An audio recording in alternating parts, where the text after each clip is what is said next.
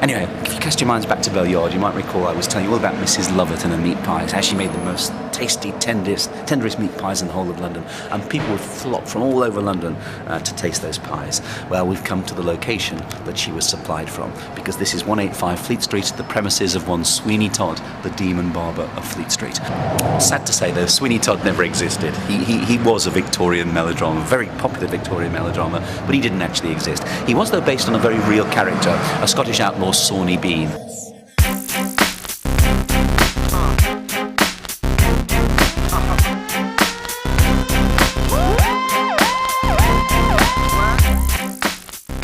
In this series, you will join me and my friends as we uncover the special and even secret places associated with the world's most revered icons. Places you can still visit today, and we will show you how.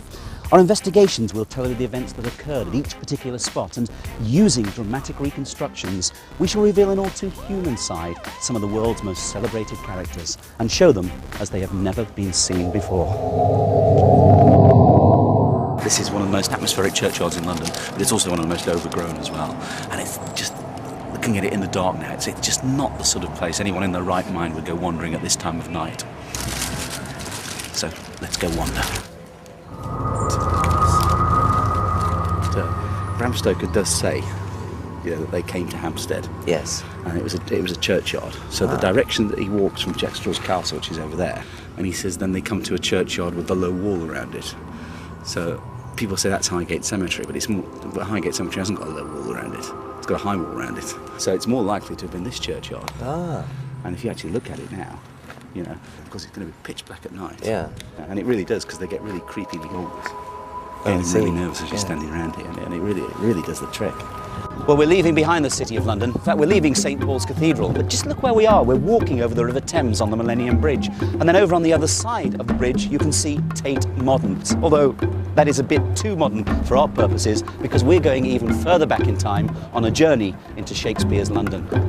And this is a Christmas Dickens walk. So good evening, ladies and gentlemen, and welcome to the Christmas Dickens walk.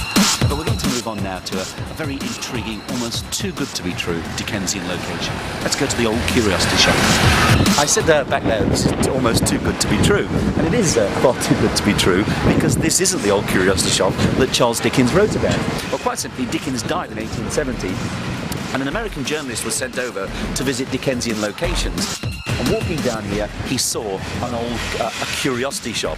And so, very American enthusiasm, he barged in and said to the owner, "This must be the old curiosity shop immortalised by Dickens." And of course, is the owner going to say no? Yes, said the owner. And thus it went into the paper, this is the one Dickens immortalised. And the owner was then able to put up, immortalised by Charles Dickens. Dickens enjoyed a good ghost story. God, he enjoyed a good ghost story. In fact, Dickens purchased Haunted Britain and Ireland by Richard Jones. Said it was his favourite book. Dr. Jeckyll Mr Hyde, I say now. He was based on a character in Edinburgh called Deacon Brodie. Right. Deacon Brodie was everybody's friend. He moved with all the best circles. He was a cabinet maker. He was influential.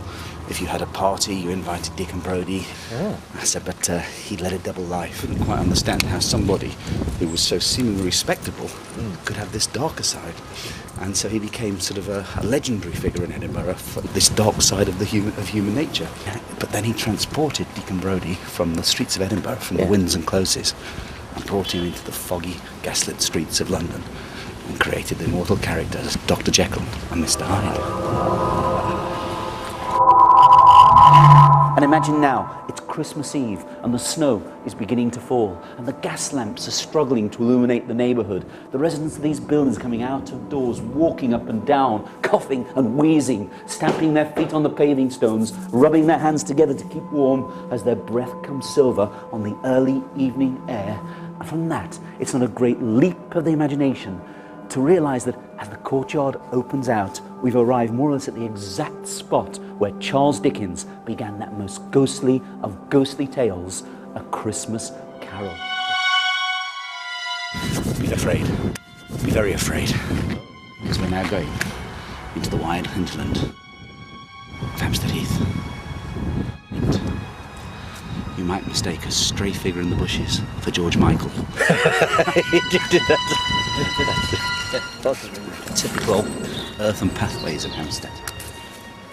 It's going to be very dark, so keep it very careful. Yes. So I've been standing around here with several groups, completely different groups, and I noticed several times people nudging each other. And they're pointing towards there, and you look around, and people have come up very trembling. There's a little girl, about 12. She's dressed in white, and she's standing up against that fence. And many people have seen her. Now, we don't know anything about her, but several locals walking down here as well, they've also had that experience of, as they've walked past the fence, they've caught a glimpse of the little girl standing there, and then they sort of turn, but when they look full on, she's gone.